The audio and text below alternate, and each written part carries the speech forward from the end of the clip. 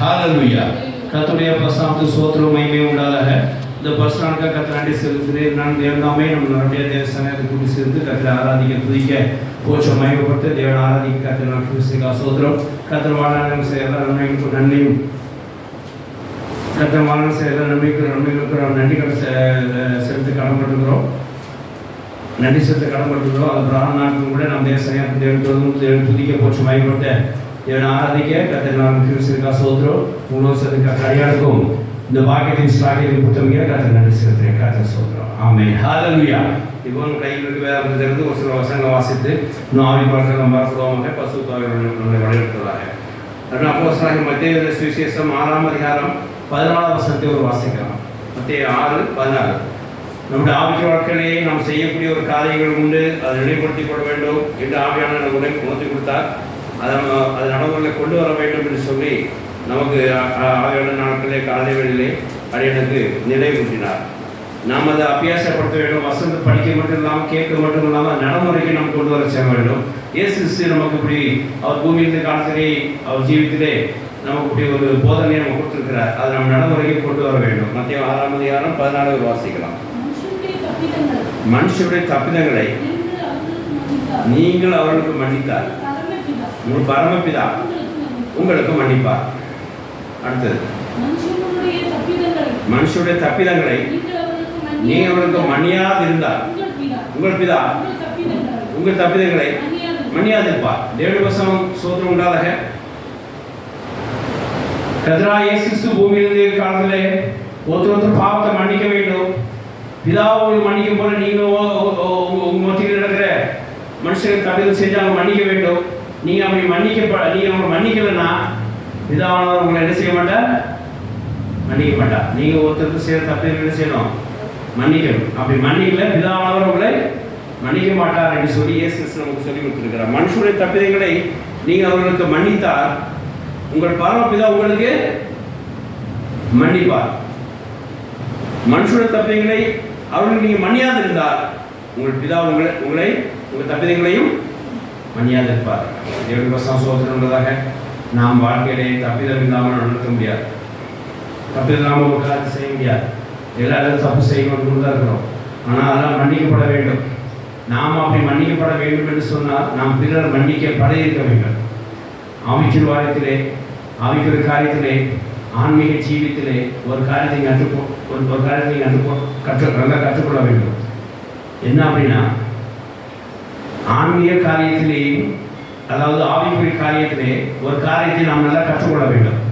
என்ன அப்படின்னா மன்னிப்பு கொடுக்க வேண்டும், மன்னிப்பு பெற்றுக்கொள்ள வேண்டும். எப்படி? மன்னிப்பு பெற்றுக்கொள்ள வேண்டும், மன்னிப்பு செய்யணும், கொடுக்கவும் வேண்டும். மன்னிப்பு பெற்றுக்கொள்ள மாத்திரம்தான் நமக்கு புரியுது. நாம தப்பு செஞ்சா எல்லாரும் மன்னிக்க நினைக்கிறோம், நாம தப்பு செஞ்சா தேவன் மன்னிக்கணும்னு நினைக்கிறோம். ஆனா மன்னிப்பு பெற்றுக்கொள்ள நினைக்கிறோம். ஆனா அந்த மன்னிப்பை நாம் பிறர் கொடுக்கறதுக்கு என்ன செய்யறோம்? யோசிக்கிறோம், தாமதப்படுத்திக்கிறோம், அவசியம் இல்லை என்று சொல்லி அதை நினைக்கிறோம். அந்த காலத்தில் மக்கள் நினைச்சிருக்காங்க பிறரை மன்னிக்கிறதுக்கு நம்ம வேலை இல்லைன்னு நினைச்சிருக்காங்க. மார்க் 2ஆம் அதிகாரம் 17ஆம் வசனத்தை வாசிக்கும் போது இது தேவனோட வேலை அல்லவா, மனுஷர்கள் எப்படி ஒருத்தருக்கு மன்னிக்க முடியும், தேவனோட பாவத்தை மன்னிக்க முடியும் அப்படின்னு கூட நினைச்சிட்டு இருக்காங்க. வாசிக்கலாம்.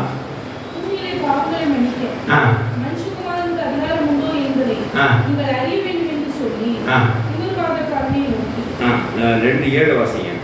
மார்க் 2:7. என்ன தேவதூஷன் தெரியுமா? இவன் பாவம் மன்னித்ததுன்னு சொன்னார். ஒரு மனுஷன் பாவத்தை மன்னித்தது சொன்னதுனால தேவதூஷன் சொல்றதாக அந்த காலத்துல மனுஷன் நினைச்சு கொண்டிருந்தாங்க. ஆனா இயேசு என்ன சொல்றார்? நீங்க உங்க தப்பிங்க மன்னிக்க வேண்டும் சொன்னா நீங்க பிறரோட தப்பிகளை மன்னித்திருக்க வேண்டும் அப்படின்றார். நீங்க பிறரோட தப்பிகளை மன்னியாது இருந்தா பரமபிதாவும் செய்யப்பட்ட தப்பிகளை மன்னிக்க மாட்டேன்னு சொல்றார். அப்ப நம்ம பிறர் தப்ப என்ன செய்யணுமோ மன்னிக்க வேண்டும் சொல்றாங்க. ஆனால் ஜனங்களுக்கு என்ன நினைச்சிட்டு இருக்காங்க பாருங்க, இது ஒரு தேவதூஷணம். பிறர் பாவத்தை தப்பிதங்களை நாம் மன்னிப்பது ஒரு தேவதூஷணம் என்று சொல்லி நடத்திருக்காங்க. வாசிங்களா மறுபடியும் மார்க் 2:7ஆம் அதிகாரம். இப்படி தேவதூஷணம் சொல்றது என்ன? தேவன் ஒருவரே, தேவன் ஒருவரே அன்றி பாவங்களை மன்னித்தவர் யார் என்று சொல்லி நினைத்துக் கொண்டு ஒருத்தர் மன்னிக்காமையே அந்த காலத்தை சுற்றி தின்றிருக்காங்க. ஆனா கர்த்தர் என்ன சொல்லுவாரு தெரியுமா? நீங்கள் எப்படி பிதாவிடத்து மன்னிப்பு பெறுகிறீங்களோ அதை மாதிரி நீங்கள் என்ன செய்யுங்க, பிறருக்கு மன்னிப்பு கொடுங்க. இல்லைன்னா நீங்கள் உங்கள் பாவம் மன்னிக்கப்படணும்னு நினைச்சீங்கன்னா பிறர் நீங்கள் என்ன செய்ய மன்னிக்கணும். நீங்கள் நீங்கள் செய்ய தப்பிகள் பிதா உங்களுக்கு மன்னிக்கணும்னு நினைச்சீங்கன்னா நீங்கள் என்ன செய்ய பிறருக்கு பிறர் மன்னிங்க என்று சொல்லி சொல்கிறார். அப்போ நம்முடைய பிரயாசம் என்ன, நம்முடைய ஆர்வம் என்ன, நம்முடைய ஆசை என்ன, நம்ம செய்ய தப்பிகள்லாம் தேவன் என்ன செய்யணும், நாம் செய்ய தப்பிகள்லாம் தேவன் என்ன செய்யணும், மன்னிக்கணும். அப்போ அது நாம் என்ன செய்யணும், மற்றவங்களை மன்னிக்கணும். அதுதான் ஆன்மீகத்திலே ஒரு சரியான ஒரு உபதேசம் உள்ள ஆளா. நாம் மன்னிப்பை கொடுக்கவும் செய்யணும், மன்னிப்பையும் வாங்கணும். சிலர் மன்னிப்பை கொடுப்பாங்க, சேர்க்குவாங்க, உங்களை என்ன உங்களை அதை மன்னிச்சுக்குவாங்க. ஆனால் மன்னிப்பு வாங்க மாட்டாங்க. மன்னிப்பு வாங்கணும் என்ன, மன்னிப்பு வாங்கணும் என்ன அர்த்தம், என்ன அர்த்தம், போய் அவங்க என்ன கேட்கணும், சாரி கேட்கணும். அவங்க அது சரி ஓகே சொல்லணும். இவங்க வாழ்க்கை வந்து கேட்கவே மாட்டாங்க. ஏன்னா இவங்க என்னவா இருக்கிறாங்க, ஆணவத்தில் இருக்கிறாங்க. இவன்கிட்ட எப்படி கேட்கறது அப்படின்னு அப்படி கிடையாது. நீங்கள் மன்னிப்பு கேட்கறதுனால உங்களை தாழ்மையாக்கி கொள்ளுறீங்க. நீங்கள் மன்னிப்பு பிறகு கொடுக்கறதுனால நீங்கள் உங்களையும் தாழ்மையாக்கி கொள்ளுறீங்க. அப்போ ரெண்டு இடத்துலையும் உங்களை நீங்கள் தாழ்மையாக்குறதுனால பிதா உங்களை என்ன செய்வார், மன்னிப்பார், உங்களை உயர்த்துவார். ஆமென், ஹல்லேலூயா. மன்னிப்பு கொடுக்கிற இடத்துலையும் என்னவா இருக்கிற கொடுக்கறதுனால நீங்கள் என்னவா இருக்கிறீங்க, தாழ்மை உள்ளவர்களாக இருக்கிறீங்க. மன்னிப்பு கேட்கிற இடத்துல நீங்கள் கேட்கறதுனால, மன்னிப்பு நீங்கள் பெற்றுக்கொள்றதுனால, நீங்கள் வாய் திறந்து மன்னிப்பு கேட்கறதுனால, உங்கள் ஆனந்தத்தை இறங்கி மன்னிப்பு கேட்கறதுனால, மன்னிப்பு நீங்கள் பெற்றுக்கொள்றதுனால அங்கேயும் நீங்கள் என்னவா இருக்கிறீங்க, தாழ்மை உள்ளவர்களாக இருக்கிறீங்க. ரெண்டு இடத்துலையுமே நீங்கள் ஹம்புளாக இருக்கிறீங்க. அதனால பிதா உங்களை என்ன செய்வார், உங்களையும் மன்னிப்பார். ஆமென், ஹல்லேலூயா. தேவனுடைய ஸ்தோத்திரம் உண்டாதாக. அப்போஸ்தலன் பவுல் நம்மளை கொண்டு அருமையாக சொல்றார். எபேசியர் 4ஆம் அதிகாரம் 32 வாசிக்கும் போது அருமையாக சொல்றார். பாருங்க, இந்த முதல் தலைப்போசல் என்ன வாசித்தோம், பிறரோட தப்பிதங்களை மன்னிக்கும் பார்த்தோம். இங்கே பாருங்க, எபேசியர் 4:32 வாசிக்கும் போது பிறரை நம்ம தயவாய் இரக்கத்தவா மன்னிக்க வேண்டும் என்று சொல்லி பார்க்கிறோம். எப்படின்னா கிறிஸ்துவ மன்னித்து போல நீங்க தயவமா மனவுருக்கமாய் அவங்க என்ன செய்ய மன்னிங்க என்று சொல்லி அப்போஸ்தலன் பவுல் இதே உபதேசத்தை எழுதுறார். வாசிக்கலாம்.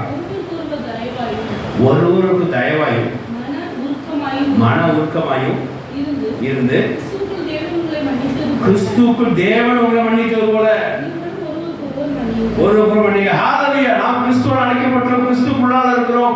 இப்போ கிறிஸ்துக்குள்ளாக இருக்கிற ஒரே காரணத்துக்காக தேவன் நம்மை மன்னிக்கிறார். அந்த மன்னிப்பை பிறகு நாம் என்ன செய்ய வேண்டும், என்ன செய்யணும், பிறகு என்ன செய்யணும், கொடுக்கணும். அது எப்படி கொடுக்கணுமா, தயவாயும் ஒரு மன ஊக்கமாக இருந்து அவங்க என்ன செய்யணும், கொடுக்கணும்னு சொல்கிறோம். அப்போ பாருங்க, இந்த இடத்துல மன ஊக்கமாய் தயவாக இருந்து பிறரை நீ மன்னிக்கணும் என்று சொல்லணும். ஃபர்ஸ்ட் என்ன பண்ணுறது, அவங்க தப்பிதங்களை நாம் என்ன செய்யணும், மன்னிக்கணும். இங்கே ஒருத்தர் கிறிஸ்துக்குள்ளே நாம் இருப்பதால தேவனை மன்னித்து போல ஒருவருக்கு தயவாய் என்ன செய்ய, மன ஊக்கமாய் மன்னிக்கணும். கிறிஸ்துவங்களை மன்னித்து போல நீங்கள் என்ன செய்ய, ஆண்டு மன்னிப்பாட்டு பெற்றுக்கொள்கிறோம். ஆனால் பிற மன்னிப்பு நாம் என்ன செய்யறோம், கொடுக்க தவறுகிறோம். தேவனுக்கு மன்னிப்பை பெற்றனா பிறருக்கு மன்னிப்பு கொடுக்கலாம் என்ன செய்யறோம், தவறுகிறோம். ஆவிக வாழ்க்கையிலே அது சரியில்லாத ஒரு செயலா.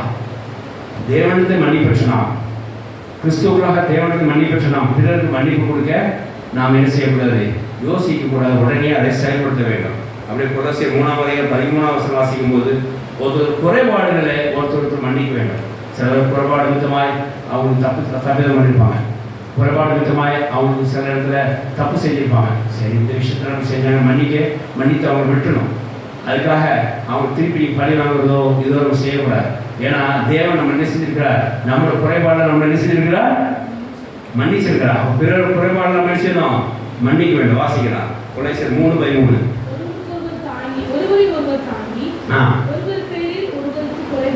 ஒரு பேர் ஒரு குறைபாடு இருந்தா கிறிஸ்து உங்களுக்கு மன்னித்தது போல ஒருவருக்கு மன்னிங்க. ஆமென், ஹல்லேலூயா. இங்கேயும் அதே வார்த்தை தான் அப்போஸ்தலன் சொல்றார். கிறிஸ்து உங்களை மன்னித்தது போல ஒரு குறைபாடுல ஒரு என்ன செய்யுங்க, மன்னிங்க. அதான் சார், நான் பார்த்துருக்கிறேன். ஒருத்தர் நான் எப்பவுமே கூட சாப்பிட போவேன். எப்போ பார்த்தாலும் எனக்கு அவரே அவங்க சேர்ந்து சாப்பிடும்போது அவரே பில் பண்ணுவார். ஒரு நாள் கூட இப்போ ரொம்ப வருஷமாக 10-15 வருஷமாக நான் அவரை சேர்ந்து சாப்பிடும்போது அவர் என்ன செய்வார், எம்மோட சேர்த்து என்ன செய்வார், பே பண்ணல. ஒரு நாள் கூட இன்னி நாள் வரைக்கும் அந்த நட்புல ஒரு பிசுறு உண்டாகிறதுக்கு அவர் யாருக்கே சொல்லலை. எப்படி தெரியுமா? இவ்வளோ நாளும் நானே கூட சாப்பிட்றான், ஒரு நாள் கூட அவன் வாங்கி கொடுத்ததில்லையா, நான் தான் அவன் வாங்கி கொடுத்துருக்கேன் அப்படி ஒரு நாள் கூட என்ன செஞ்சதில்லை, எனக்கு சொன்னதில்லை. ஏன் தெரியுமா? அவனுக்கு வாங்கி கொடுக்க முடியாத ஒரு குறைபாடு, அது அவனால் இயலாமை, அவனால் முடியாமை. அதை சொல்லி காட்டி அவனை நான் செய்கிறேன், நான் அவனை ஊண்டி பண்ண விரும்புகிறேன். அதனால் எனக்கு நிறைய பேர் மன்னிச்சு எனக்கு கொடுத்தது போல இவரும் குறைபாடாக செய்யலாம்னு ஏற்றுக்கொண்டு இன்னொரு குறைபாடு நான் என்ன செய்வேன், அவனுக்கு இன்னும் நான் செய்வேன் அப்படின்னு செய்கிற ஆட்கள் நண்பர்கள் எனக்கு இன்னும் எனக்கு கூட இருக்கிறார்கள். சொல்லி காட்ட மாட்டார்கள், என்னோட குறைபாடை சொல்லி காட்ட மாட்டார்கள். என்னோட குறைபாடை நான் கூட செஞ்சுக்க நீ என்ன செய்யலையே அப்போ ஒரு நாள் எனக்கு சொல்றது கிடையாது. என்னைய குறைபாடுகளுக்கு தெரியும், அப்படி நீ செய்கிற ஆட்களும் உண்டு. ஏன்னா ஒருத்தர் குறைபாடை அவரோட பலவீனங்களை நம்ம அறிஞ்சோமானா அவரோட அதுக்காக அவங்க என்ன செய்யணும், மன்னித்து பலவீனம் அவங்களாம் முடியாமல் கூட இருக்கலாம். அதனால் அவங்க என்ன செய்வோம், கேள்விகிட்ட செய்கிறதோ பரியாசம் பண்ணுறதோ ரிவெஞ்ச் பண்ணுறதோ இருக்கக்கூடாது. கிறிஸ்து உங்களை மன்னித்தது போல ஒருவருக்குற ஒரு குறைபாடை தாங்கி அவங்க என்ன செய்யுங்க, மன்னிங்க. தேவனுக்கு சோத்திரம் உண்டாக. ஆகையினாலே இங்கே பிறருக்கு மன்னிப்பு கொடுக்க வேண்டும் என்ற காரியத்தை இயேசு கிறிஸ்து வலியுறுத்துகிறார். ஆனால் அந்த ஜனங்கள் எப்படி மன்னிப்பு கொடுக்கலாம் என்று கேட்டார்கள், ஆனால் கொடுக்க வேண்டும் என்று சொல்லி சொன்னார். பிற்பாடு அதையே என்ன செய்தார் இயேசு கிறிஸ்து, சீடர்களுக்கு ஒரு அதிகாரத்துவமாய் அங்கே அவங்க அனுமதித்தார். யோவான் 20:20 வாசிக்கும் போது இவங்கெல்லாம் என்ன சொல்றாங்க, யாரையும் தேவன் தவிர யாரும் மன்னிக்க கூடாதுன்னு சொல்லிட்டு இருக்காங்க. தேவன் மாத்திரமல்ல, தேவன் உங்களை மன்னிச்சதுனால நீங்க பிறர் மன்னிங்க அப்படின்னு உங்களை அதிகாரமாக நான் செயல்படுத்துறேன் அப்படின்னு சொல்லி பிற்பாடு இயேசு சீடர்களுக்கு அதிகாரத்தை கொடுத்தாரு சொல்லி போறோம். வாசிக்கலாம். நீங்க எவ்வளவு பாவங்களை மன்னிக்கிறீங்களோ அவைகளை மன்னிக்கப்படும், நீங்க மன்னியாத இருக்கிறீங்களோ அவர்களுக்கு மன்னிக்கப்படாதிருக்கும் என்று சொல்லி ஒரு கட்டளையாக, ஒரு அத்தாரிட்டியாக, ஒரு அதிகாரமாக அங்கே இயேசு கிறிஸ்து அங்கே சீடர்கள் கொடுத்தாரு சொல்லி பார்க்கிறோம். அதனால பிதாவிற்கு மன்னிப்பு பெற்ற நாம், கிறிஸ்துவன் அழைக்கப்பட்டிருக்கலாம், பிதாவாலே மன்னிக்க பெற்ற நாம், பிதாவாலே மன்னிப்பு பெற்ற நாம் பிறருக்கு மன்னிப்பு கொடுக்க நம்ம என்ன செய்யக்கூடாது, ஒரு நாளும் தயங்கக்கூடாது, அதை தாமதிக்கக்கூடாது. பிறர் உடனே மன்னிப்பு கொடுக்க வேண்டும். அப்படி செஞ்சா பிதாவானவர் உங்களுக்கு மேற்கொண்டு என்ன செய்வார், மன்னிப்பார். நீங்க அப்படி மன்னியாது இருந்தால் பிதாவானவர் உங்களை என்ன செய்ய மாட்டார், மன்னியாது இருப்பார். கர்த்தர் சோத்திரம் உண்டாக. ஆகையினாலே நம் வாழ்க்கையில இதுவரைக்கும் தேவன் நமக்கு என்னெல்லாம் மன்னித்திருக்காருன்னு உங்களுக்கு நல்லா தெரியும். அதே சமயம் தேவன் என்னெல்லாம் இன்னும் மன்னிக்கப்படலைங்கிறது உங்களுக்கு தெரியும். அது ஏன் மன்னிக்கப்படலை அப்படின்றது தான் இப்போ நம்ம தெளிவுரையாக பார்க்க போகிறோம். புரியுதா? இதுவரைக்கும் தேவன் மன்னிச்சது நமக்கு நன்கு தெரியும். ஆனால் சில காரியங்களும் மன்னிக்கப்படலை, அதனால அது விடுதலாகப்படலை அப்படின்றது உங்களுக்கு தெரியும். ஏன் மன்னிக்கப்படலை அப்படின்ற ஒரு காரணத்தை நம்ம கண்டுபிடிக்க வேண்டும். என்ன அப்படின்னா, நாம் அந்த விஷயத்தை பிறர் நம்ம என்ன செய்திருக்கிறோம், மன்னிக்காம என்ன செய்திருக்கிறோம், பிறரை மன்னிக்காம இருந்திருக்கிறோம். அதனால பிதாவால் இன்னும் மன்னிக்கிறதுக்கு வெயிட் பண்ணிட்டு இருக்காரு. ஆகையினால நம்முடைய பாவங்கள் சில மன்னிக்கப்படலை தேவனால் அப்படின்னா நாம் பிறருக்கு இன்னும் மன்னிப்பு கொடுக்க இடத்துல சில நம்ம என்ன சில கொடுக்கல அப்படின்றத நாம் பார்த்து கொடுக்கிறோம். வாசிக்கலாம். கர்த்தருக்கு ஸ்தோத்திரம் உண்டாதாக. மத்தேயு 18ஆம் அதிகாரம் 25 வாசிங்க. 18-22 வாசிங்க. நிதானம் மாற்றி வாசிங்க. மத்தேயு 18-22 நீங்க எடுத்து வச்சுக்கோப்பா. மத்தேயு 18-22 எடுத்து வச்சுக்கோ, பகுதி எடுத்து வச்சுக்கோங்க. ஃபுல் வசனம் வாசிக்கணும். 22 வாசிங்க.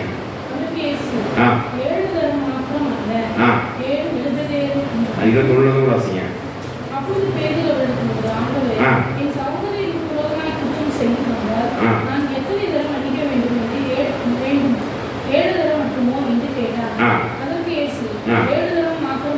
ஏழு தரம் மாத்திரமல்ல, 77 மட்டும், 7 தரம் மட்டும் என்று உனக்கு சொல்கிறேன் என்று கர்த்தர் சொன்னார். வாசிக்கலாம்.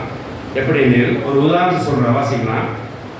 அப்படி நீ மன்னிக்காம இருந்தால் என்ன உண்டாகும்? இப்போ அதான் சொல்ல வரேன். பிதாவிடத்திலிருந்து மன்னிப்பு பெற்றனா பிறருக்கு மன்னிப்பு கொடுக்கலைன்னா என்ன உண்டாகும் என்கிற இயேசு தலைப்போசம் சொன்ன வார்த்தையை வாசிக்கிறோம். என்ன உண்டாகும்? நம்ம மன்னிக்கப்படாதுன்னு சொல்லிட்டார். அதுக்கு ஒரு ஓமையாக காட்டுறார். பரலோக ராஜ்யத்தை குறித்து அவர் சொல்றார். நீங்க தேவனுக்கு மன்னிப்பு பெற்ற நீங்க பிறருக்கு மன்னிப்பு கொடுக்கலன்னா என்ன ஆகும்? காரியம் என்ன அப்படின்னா, நீங்க பிறருக்கு மன்னிப்பு பெற்றது போல, நீங்க தேவனுக்கு மன்னிப்பு பெற்றது போல பிறருக்கு நீங்க மன்னிப்பு கொடுக்க வேண்டும். அப்பதான் உங்க மன்னிப்பு தொடர்ந்து செய்யணும், மன்னிக்கப்படும். இது காரியம். ஆனால் தேவனுக்கு மன்னிப்பு பெற்றுனா பிறர் சில இடத்துல மன்னிப்பு கொடுக்காம நம்ம இருக்கிறோம். அதனால நம்ம சில பாவங்கள் மன்னிக்கப்படாது இருக்கிறது. அதான் இப்ப பார்க்க போறோம். வாசிக்கலாம். எப்படி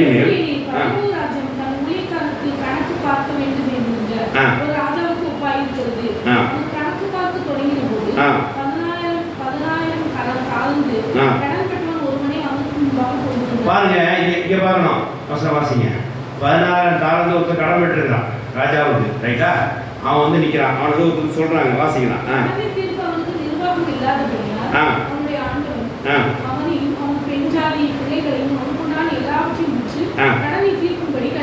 அவன் குடும்ப காரியங்கள் பொறுப்பு எடுத்துட்டு எல்லாத்தையும் கொடுத்துட்டு கடன் வித்துரு அப்படின்னு ராஜேஷ கட்டளை இட்டான். உடனே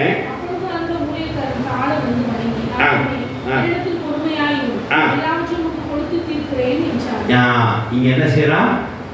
மன்னிப்பு பெருமையே கேட்கறான். என்ன கேட்கறான்? தான் ஆணவத்தை, தான் பெருமையை, தான் அசிங்கத்தை அப்படி கழட்டி விட்டுட்டு, ஆண்டவரே கொஞ்சம் என்ன செய்யுங்க, பொறுமையா என்னிடத்துல பொறுமையா எல்லாச்சும் உங்களுக்கு கொடுத்து தீர்க்கிறேன்னு சொல்லி மன்னிப்பு பெற்றுக்கொள்ள முடியாத என்ன செஞ்சாங்க? தன்னை தாழ்த்தினான். மன்னிப்பு பெறதுக்கு ரெடியா இருக்கான். மன்னிப்பு பெற்றுக்கொள்றதுக்காக அவங்க என்ன செய்யறான்? ரெடியா இருக்கான். உடனே ராஜா என்ன செய்யறா பாருங்க, வாசிக்கலாம்.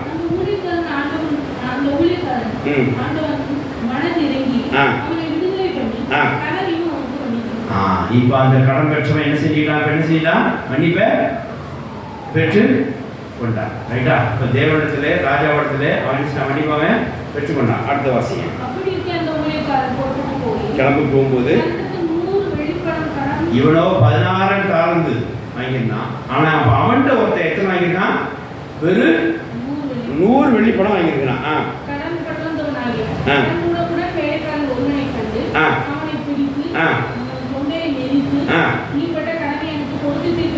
பாருங்க, அந்த 100 பணம் கொடுத்தவங்க பிடிச்சிட்டு இருக்கா, தொண்டை நிறுத்தி பணத்தை வாங்கக்கூடியா அப்படின்னு மிரட்டி இருக்கிறான். அடுத்தது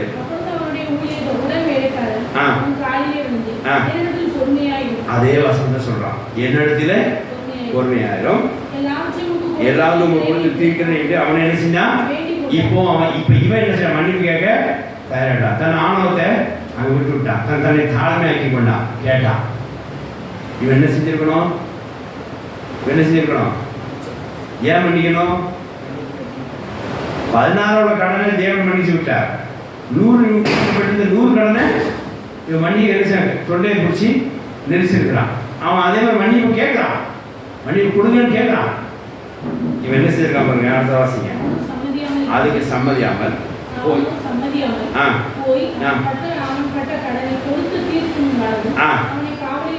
கேஸ் போட்டு அவன் என்ன செஞ்சான்?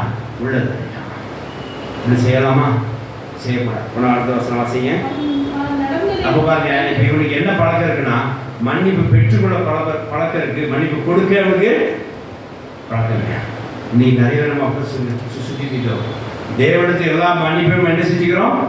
பெற்றுக்கொள்கிறோம். ஆனா பிறர் மன்னிக்கிறோம் என்ன செய்யறோம்? தயாரா இருக்க மாட்டோம், தயங்கி நிற்கிறோம், யோசிக்கிறோம். அவனுக்கு என்ன உண்டானதை இப்ப பார்க்க போறோம். நடந்ததை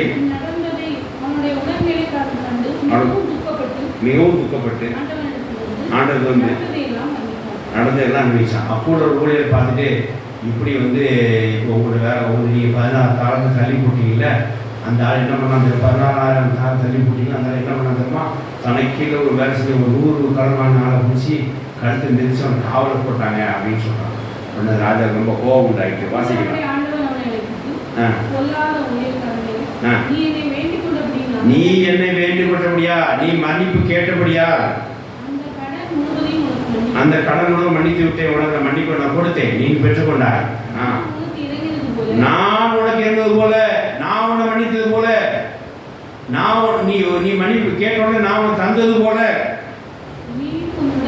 நீ உடனே இறங்க வேண்டாமோ என்று சொல்லி, நீ அவனுக்கு மன்னிப்பு கொடுக்க வேண்டாமோ, நீ அவனுக்கு இறங்க வேண்டாமோ, மன்னிப்பு கொடுக்க வேண்டாமோ என்று சொல்லி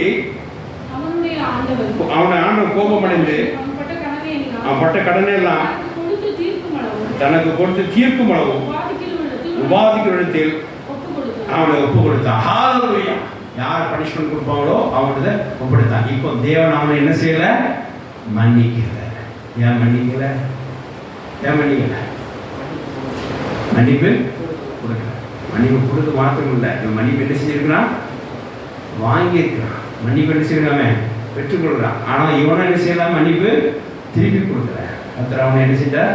பனிஷ் பண்ணிட்டார். நீ நிறைய காரியத்தில் நாம் தேவனிடத்தில் மன்னிப்பு வாங்கியிருக்கிறோம், ஆனால் நாம் பிறகு மன்னிப்பு கொடுக்க தயங்குகிறோம்.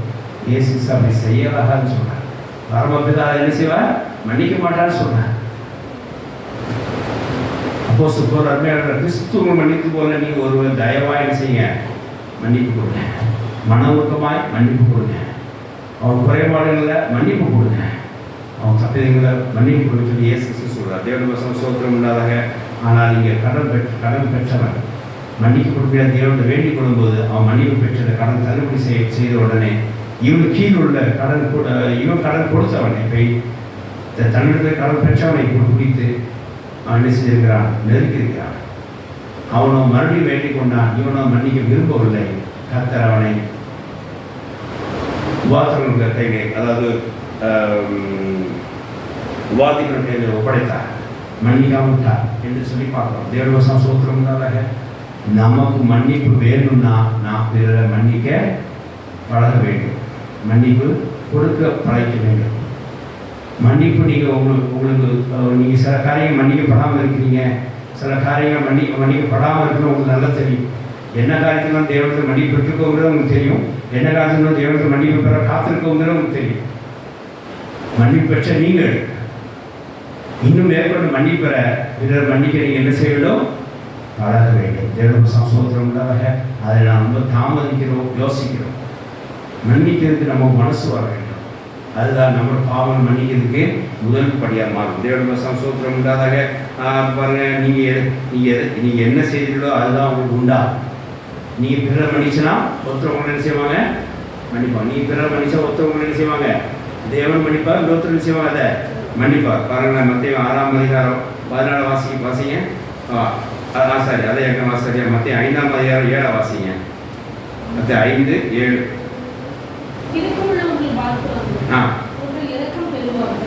பாருங்க, இந்த இதே கான்செப்ட் எல்லா இதுலையும் வரும். பாவம், அதாவது மன்னிக்கிற தேவனுக்கு மன்னிக்க பெற்றவர்கள் பிறர் என்ன செய்யணும்? மன்னிக்க வேண்டும்.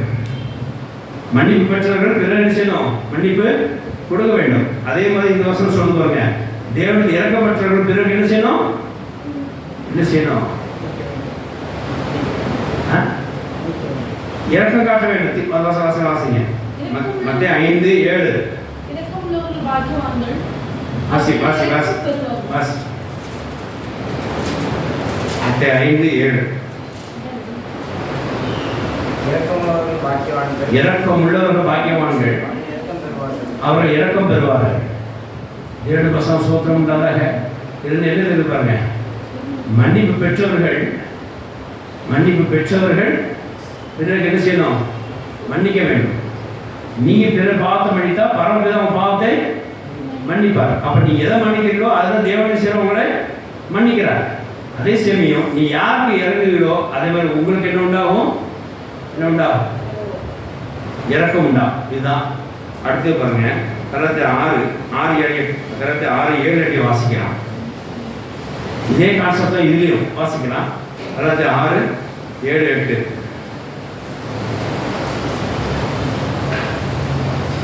வாசி.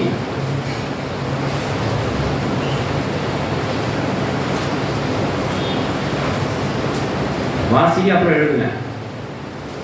கலத்தில் 6:7-8.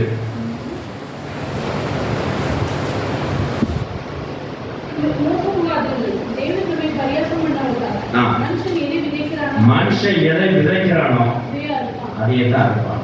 அடுத்தது, தன் மாம்சத்துக்கு விதை விதைக்கிறவன் மாம்சத்தால் அழிவா இருப்பான். ஆவிக்கென்று விதைக்கிறவன் ஆவினாலே நித்திய ஜீவனை அறுப்பான். தேவவசனம் ஸ்தோத்திரமாக. மனுஷன் எதை விதைக்கிறானோ அதே அறுப்பான். நீங்க பிறருக்கு இறக்க காமிச்சு விதைச்சீங்கன்னா அந்த இறக்கம் உங்களுக்கு என்ன செய்யும்? உண்டு. பிறர் நீங்க மன்னிக்கிற மாதிரி ஒரு விதை விதைச்சீங்கன்னா அந்த மன்னிப்பு உங்களுக்கும் உண்டு. அப்ப நீங்க எதை விதைக்கிறீங்களோ அதை அழிப்போம். பிறருக்கு நீங்கள் அதை அழிப்பீங்க. பிறருக்கு நீங்கள் மன்னிப்பு வைக்க விரும்பலை அப்படின்னா அதை தான் விதைச்சிங்க. அப்படின்னா பிறருக்கு மன்னிப்பு காட்டலை அப்படின்னா உங்களுக்கு யார் மன்னிப்பும் தரமாட்டாங்க. பிறருக்கு நீ மன்னிப்பு கொடுக்கல அப்படின்னா அதை தான் விதைச்சிருக்கீங்க. மன்னிப்பு கொடுக்கலங்கிற காரியம் நீ எதை விதைச்சிங்க அதை அழிப்பீங்க. அப்படி மன்னிப்பு கொடுக்கல காரியத்தை நீ நிறைவேற்றினா பிறரும் உங்களை நிச்சய மாட்டாங்க, மன்னிக்க மாட்டாங்க. 7 வருஷம் சோத்திரம் உண்டாங்க. ஆகியனால நீங்கள் எதை விதைக்கிறீங்களோ அதை அழிப்பீர்கள். யாருக்கு நீங்கள் இறக்கம் காட்டுறீங்களோ அந்த இறக்கம் உங்களுக்கு உண்டு. யாரை நீங்கள் மன்னிக்கிறீங்களோ உங்களுக்கும் மன்னிப்பு உண்டு. அதனால் ஆவிக்குரிய வாழ்க்கையிலே ஆன்மீக வாழ்க்கையிலே நாம் பிறரை மன்னிக்க பழகிக்கொள்ள வேண்டும். நாம் மன்னிப்பு பெற்றுக்கொள்ள வேண்டாம். நாம் மன்னிப்பு பெற்றுக்கொள்வோம். ஆனால் ஆவிக்குரிய வாழ்க்கையை நாம் பிறரை மன்னிக்க பழகிக்கொள்ள வேண்டும். அதனால் நாம் மன்னிப்பு பெற்றுக்கொள்வோம். பிதாவிடத்தில் மன்னிப்பை பெற்றுக்கொள்வோம். நாம் ஆவிக்குரிய வாழ்க்கையிலே பிறருக்கு இறக்கம் காட்டுவோம். நாம் இறக்கத்தை பெற்றுக்கொள்வோம். இந்த மாதிரி மன்னிக்கிற ஒரு விதையை நாம் விதைச்சோமானா நாம் பிறரை பிறர் நம்மளை மன்னிக்கிற ஒரு அறுவடையை நாம் செய்வோமாக. நாம் மன்னிப்பை பெற்றுக்கொள்வோமாக. ஆனால் பிறர் மன்னிக்க நாம் தயங்கும் போது பிறர் நம்ம மன்னிக்க தயங்குவார்கள் என்கிற வேதம் நமக்கு சுட்டி காட்டுது. ஆகையினாலே நாம் பிறருக்கு எந்த அளவுக்கு இறங்குறோமோ அந்த அளவுக்கு நம்ம இறக்கம் பெற முடியும். பிறர் எந்த அளவுக்கு நாம் மன்னிக்கிறோமோ அந்த அளவுக்கு நம்ம மன்னிப்பு பெற்றுக்கொள்ள முடியும். பிறர் எந்த அளவுக்கு நீங்கள் மன்னியாது இருக்கீங்களோ அந்த அளவுக்கு உங்களை மன்னிக்க மாட்டார்கள். இந்த காரியத்தை நாம் அறிந்து கொண்டு செயல்பட வேண்டும் சொல்லி பசுத்தாவை மனத்தை பார்க்கிறார். 2 நாளாக சில காரியங்கள் மனதில் போட்டிக் கொண்டே இருந்தது. காலையில் வசனம் வாசிக்கும் போது எனக்கு கிளியர் ஆயிடுச்சு. இதில் மன்னிப்பு பழகிப்போம். நம்ம இன்னும் தேவனத்தை மன்னிப்பு பெற்றுக்கொள்வோம். நம்முடைய மெயின் நோக்கம் நல்லா புரிஞ்சுக்கோங்க. இந்த செய்தியோட முதுமை வந்த நம்முடைய மெயின் நோக்கம், நம்முடைய டார்கெட் என்ன அப்படின்னா மத்திய 6:14 பிரகாரம் பிதாவிடத்தில் என்ன செய்யணும்? மன்னிப்பு பெற்றுக்கொள்வது தான். அதுக்கு என்ன செய்யலாம்? எலிஜிபிலிட்டி என்ன? அதுக்கு என்ன கிரிட்டேரியா அப்படின்னா நாம் பிறரை மன்னிக்க வேண்டும். மத்திய 6:14 உங்கள் வாழ்க்கையில் செயல்பட வேண்டும் சொல்லி நீங்கள் நினைத்தீரானால் நீங்கள் பிறரை மன்னிக்க பழகிக்கொள்ளுங்க. மத்திய 6:14 பிதா உங்களை மன்னிக்கிற ஒரு சமாச்சாரம் அது உங்கள் வாழ்க்கையில் நடைபெறும். இன்னும் வாழ்க்கையில் என்னென்ன பாவமன்னிப்பு நம்ம பெறாமல் இருக்கிறோமோ அதுக்கு காரணம் நாம் சில பேரை இன்னும் மன்னிக்காமல் இருக்கிறது தான். ஆகினாலே அந்த யாருக்கெல்லாம் நம்ம மன்னிப்பு கொடுக்காமல் இருக்கிறோமோ அந்த ஆட்களை தேடி போய் மன்னிப்பு கொடுப்போமாக. பிதாவிடத்தில் தொடர்ந்து மன்னிப்பு பெற்றுக்கொள்வோமாக. ஆகிய நம்முடைய நோக்கமானது பிதாவிடத்தில் மன்னிப்பு பெற்றுக்கொள்வது. அதுக்கு நாம் எப்படி ஆயத்தமாகும் என்று சொன்னால் பிறரை மன்னிக்கிறது தான் நம்ம ஆயத்தமான நிலையை அர்த்தம். ஆகினால் இன்னும் சில பாவங்கள் நமக்கு மன்னிக்கப்படாது இருந்தனால் நாம் யாருக்கெல்லாம் மன்னிப்பு கொடுக்கலையோ அவங்க நினைவு கூர்ந்து அவங்க பேசி தேடி சென்று மன்னிப்பு கொடுப்போமாக. கர்த்தர் நிச்சயமாக நமக்கு பாவம் அதுக்கு ஒவ்வொரு பாவத்தை மன்னிக்கக்கூடிய அந்த பாவ மன்னிப்பை பெண்டிங் வைத்தானால் உடனே கர்த்தர் உங்களுக்கு மன்னிப்பாராக. ஆகியனால் மத்திய 6:17 வாழ்க்கையிலே நடைமுறைக்கு பண்ண வேண்டிய ஒரு காரியமாக நிலையில் இருக்கிறோம். ஆகினால் நாம் எந்த அளவுக்கு பிறகு மன்னிப்பு கொடுக்காமல் இருக்கோமோ அந்த அளவுக்கு பிதாவும் நம்ம தப்பிதங்களை மன்னிக்க மாட்டார். ஆகினாலே நாம் பிறருடைய தப்பிதங்களை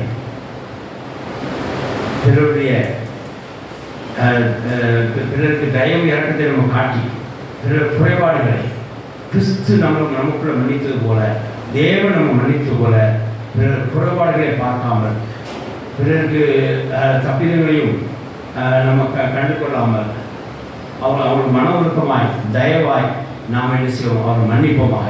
கர்த்தர் தொடர்ந்து மன்னிப்பார். ஹல்லேலூயா. கர்த்தர் சோத்திரம் உண்டாதாக. அந்த கலாத்தியர்களே கொலோசியர் எபேசியர் 4:32 வாசித்தோம். அது ஏன் 32 வாசித்தோம் அப்படின்னா 31 சில காரியங்கள் இருக்கு மன்னிக்காமல் இருக்கு. என்ன காரணம் என்று இருக்கு அதை அகற்றி போடுறதுக்காக தான் இதை மன்னிக்கணும்னு சொல்கிறார். வாசிக்கலாம். அதாவது மத்திய 4:32 வாசிங்க. மத்திய 4:32 வாசிக்கலாம். சரி எபேசியர் 4:32